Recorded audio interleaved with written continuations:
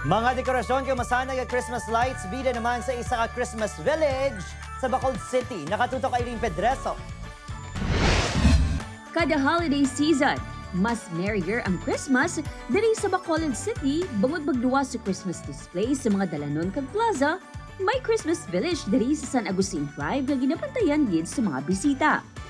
Magical kag enchanting ang ambience ang Dala City ilabi na sa mga bata.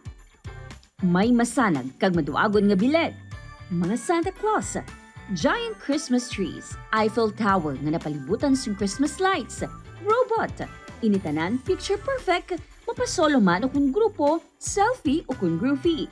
Ang maglola nga ini, masadya nga nagbonding.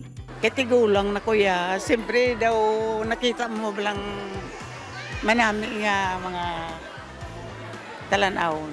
Gusto ko ma-happy si lola ko. Diri naman nag-celebrate sa ilang monsteries na Carol kag Edric. Nalipay kay tanay kami. Nami ako sang view, sang designs. Nanging tradisyon na kada tuig ang Christmas village nga ini bilang regalo sang tag-iya. Christmas won't be the same without Yo-Yo Land. So basically, we just add up some of the tourist destination around the globe. Ang Pasko hindi lang nahanungod sa paghatag sang regalo, bangod wala na sang mas espesyal pa sa moments upod ang mga pinalangga. Merry Christmas! I love you.